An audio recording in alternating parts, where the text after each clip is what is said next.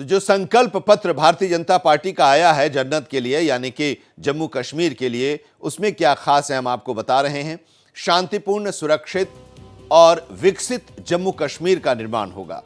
अनुच्छेद 370 और 35A की कभी वापसी नहीं होगी। यह भारतीय जनता पार्टी ने साफ कर दिया है कि इसे हटाया गया है, इसको कभी वापस नहीं लाया जाएगा। महिलाओं के विकास पर फोकस होगा। माताओं को हर साल 18,000 रुपए दिया जाएगा।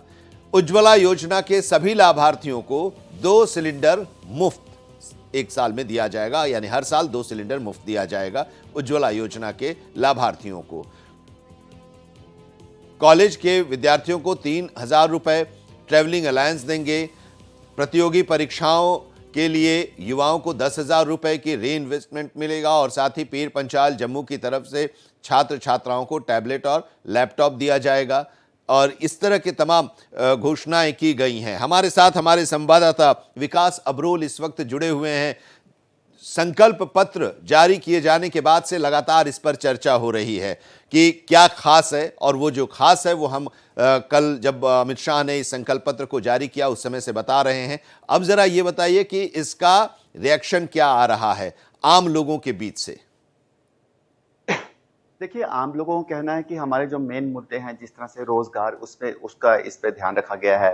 हालांकि एक मुद्दा जो सबसे बड़ा जम्मू कश्मीर में अभी फिलहाल है बिजली का, उस पर इसको नजरअंदाज जरूर किया गया है, क्योंकि ऐसा सब कहते हैं कि जम्मू कश्मीर में ही बिजली पैदा होती है और यहीं पे सबसे कम बिजली दी जा रही है और रेट भी ज्यादा हैं। उस मुद्दे को छोड़ा जाए तो और सबसे बड़ी खास बात थी कि जो अस्थाई यहाँ पर मुलाजिम हैं, जो डेली वेजेस हैं, उनके लिए स्पेशली ये कहा गया है कि उन सबको नियमित करने की कोशिश की जाएगी और जल्द से जल्द नियमित किया जाएगा। ये एक ऐसा मुद्दा था जो बहुत सालों से पड़ा हुआ था, पेंडिंग पड़ा हुआ था, और इसको लेकर जो है लगातार जो है जितने भी डेली वेजेस है वो लगातार सड़कों पे उतरते थे और कहीं ना कहीं ये उनके लिए राहत भरी बात है। और सबसे बड़ी खास बात, एक चीज जिसको केंद्रित किया गया वो यही किया गया कि टेररिज्म से टूरिज्म की तरफ जो है वो जम्मू कश्मीर को लाया गया। हालांकि जम्मू कश्मीर में हालात बहुत सुधरे हैं पहले से, पत्थरबाजी बिल्कुल खत्म हो चुकी है और अब टूरिस्ट जो है लगातार नए रिकॉर्ड बना रहे हैं कश्मीर में जाने के। तो कहीं ना कहीं विकास की जो बातें बताई जा रही है वो धरातल में कहीं ना कहीं उतरी भी हैं, लेकिन स्थानीय लोग जो हैं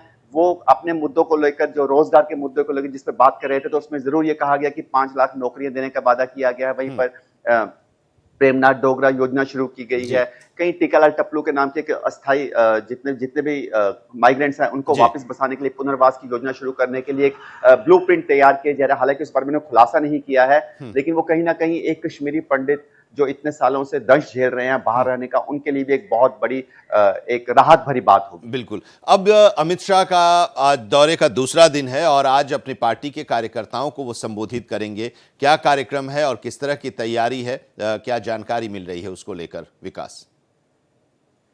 देखिए, 11 बजे वो कार्यक्रम शुरू होगा जिसमें कार्यकर्ताओं को ही बुलाया गया। हाँ, हालांकि मीडिया इनवाइटी है, वहां पर हम लोग भी जाएंगे और वहां पर कार्यकर्ताओं से बात की जाएगी, क्योंकि अभी भी देखा जाए तो 4 सीटें हैं जिन पर अभी भी मंथन चल रहा है। उनके लिए हमें था शायद कल शाम तक कोई लिस्ट आ जाए, उनके नाम आ जाए। जम्मू संभाग की सीटें भाजपा की जो अभी जिनको भी टिकट नहीं दिए गए हैं, और उसको लेके भी मंथन चल रहा है लगातार। और कार्यकर्ताओं में जोश बढ़ाने की बात है कि कहीं ना कहीं एक जब टिकटों का बंटवारा हुआ तो एक अंतरकलह सी चल रही थी। यहाँ पर लोग धरने दे रहे थे, लोग अपना आक्रोश जाहिर कर रहे थे। कटरा में भी बहुत आक्रोश जाहिर किया गया।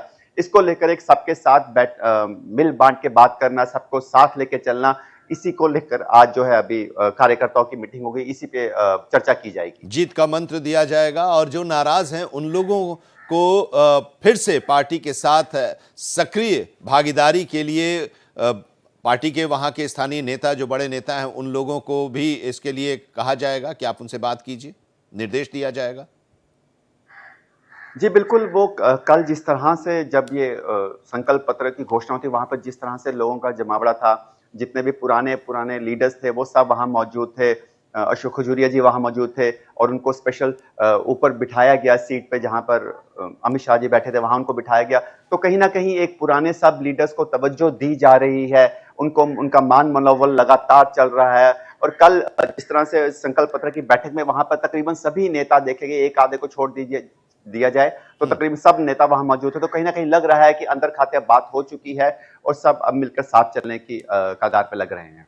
ठीक है। अमित शाह के दौरे का आज दूसरा दिन और अमित शाह आज जम्मू संभाग के तमाम जो कार्यकर्ता हैं उनके साथ बातचीत करेंगे, जीत का मंत्र देंगे, इस सम्मेलन को संबोधित भी करेंगे। और इसके साथ ही प्रधानमंत्री के दौरे की भी तैयारी हो रही है, उस पर भी कोई चर्चा हो रही है, कुछ बताया जा रहा है वहाँ पर क्या चर्चा हुई? क्योंकि अमित शाह गए हैं तो ज़रूर इस पर भी बातचीत हो रही होगी। कहाँ कहाँ किया जाए प्रधानमंत्री का कार्यक्रम, कब कब किया जाए?